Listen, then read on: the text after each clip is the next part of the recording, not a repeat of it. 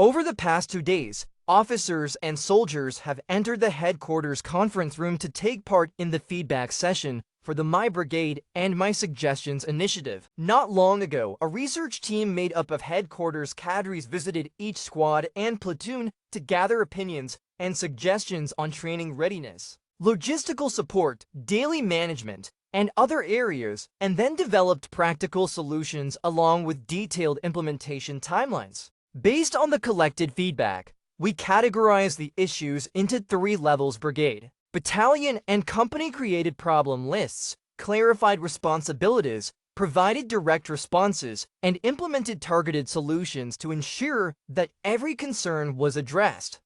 These efforts reflect the collective commitment of the brigade as we advance the mission of strengthening and revitalizing the Army. As the study and education campaign on establishing a correct view of political performance deepens, cadres at all levels are reflecting on their responsibilities and considering for whom achievements are made, what kind of achievements should be pursued, and what foundations those achievements should be built upon, while continuing to enhance the sense of fulfillment and satisfaction among officers and soldiers. The unit also uses major missions, daily training, and other opportunities to boost enthusiasm for training and inspire motivation for combat readiness through various forms of engagement.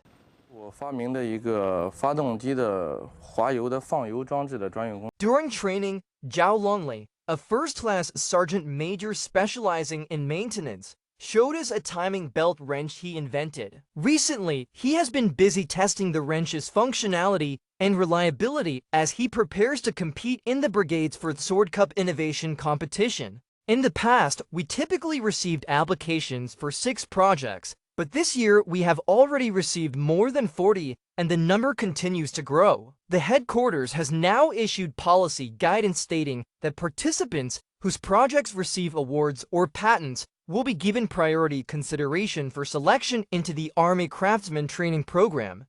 With access to facilities, financial support, and favorable policies, the number of applicants for the innovation competition has increased significantly. As the head of the Luli Science and Technology Innovation Workstation, Fan Lei was pleased by the surge in creativity, but also noticed that some inventions could not be applied effectively in real-work scenarios. If we were to face the test of the battlefield and these innovations failed under pressure, the consequences would be far more serious than simply losing recognition. That is why we are determined to overcome these challenges. In the past, I only reviewed data on paper and counted the number of patents. Now, our evaluation experts are seasoned professionals from frontline units with extensive experience and senior technical titles, and they use their practical knowledge to assess whether these innovations truly enhance combat effectiveness. Since 2021, for national invention patents, 16 utility model patents, and more than 20 innovative tools have all undergone real-world testing and have been adopted by frontline troops. Increasingly, valuable ideas are finding their way into toolkits and equipment cases.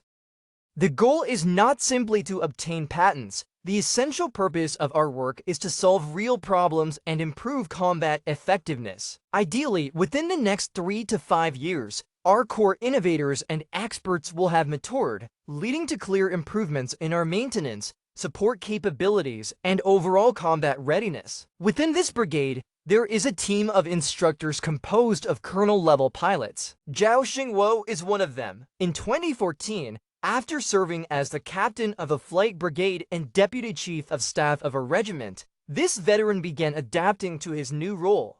As a pilot in a flying unit, if you are not proficient in your duties, you cannot complete the missions assigned by your superiors. This reflects a natural division of labor. Regardless of your leadership position or where you serve, you must continue flying. It is like the number 1 followed by zeros. If the 1 falls, the zeros behind it lose their meaning.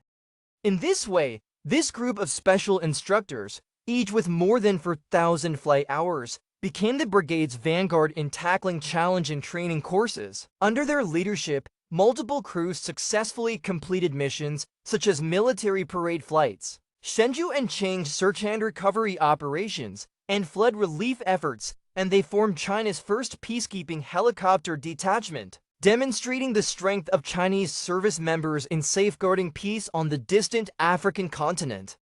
Many of us have remained here since graduation. With only 3 or 4 years left before retirement, we hope to pass on the knowledge and experience we have gained to the younger generation. In short, our starting point is victory, and our goal remains victory. At around 13 o'clock today, an Air Force Y-2OB aircraft took off from a military airfield in central China and headed to South Korea to retrieve the remains of the 13th group of Chinese volunteer martyrs. According to the agreement reached between China and South Korea, the South Korean side will hand over the remains of 12 volunteer martyrs and their related belongings to China on April 21st. On April 22nd, these heroes will return to their homeland aboard the Kunpeng. The aircraft behind me is a domestically produced Y-2OB large transport plane, tail number 20,343. It will carry out the mission of bringing home the remains of the 13th group of volunteer martyrs from South Korea. Soon, the aircraft entrusted with this solemn task will taxi down the runway and depart for Incheon, South Korea. I will accompany this aircraft throughout the mission, documenting every solemn moment as the volunteer martyrs begin their journey home from Incheon. 两栋343机组，鲲鹏展翅迎忠魂，山河无恙待英雄。预祝任务圆满，期待你们凯旋。感谢塔台指挥，我们将不负重托，不辱使命，接迎志愿军忠烈回家。A 5-star red flag has been placed in the cabin as part of a dedicated arrangement, and the Air Force has also issued the official mission insignia for the receiving unit. Since 2015, the Air Force has traveled to South Korea for 12 consecutive years to retrieve the remains of volunteer martyrs. Since 2020, the domestically produced Y-20 transport aircraft has continued to undertake this mission. This marks the first time the Y-2OB has flown abroad for an operational task. It reflects not only the progress of the Air Force's modernization, but also carries the deep sentiments of the nation in honoring history and remembering its fallen heroes. This is the first overseas mission carried out by our Y-2OB. We conducted comprehensive maintenance on the aircraft to ensure its readiness. The crew also carried out detailed rehearsals for every procedure, every command, and every action. To address potential complex weather conditions, we prepared 3 contingency plans to ensure the mission is completed to the highest standards.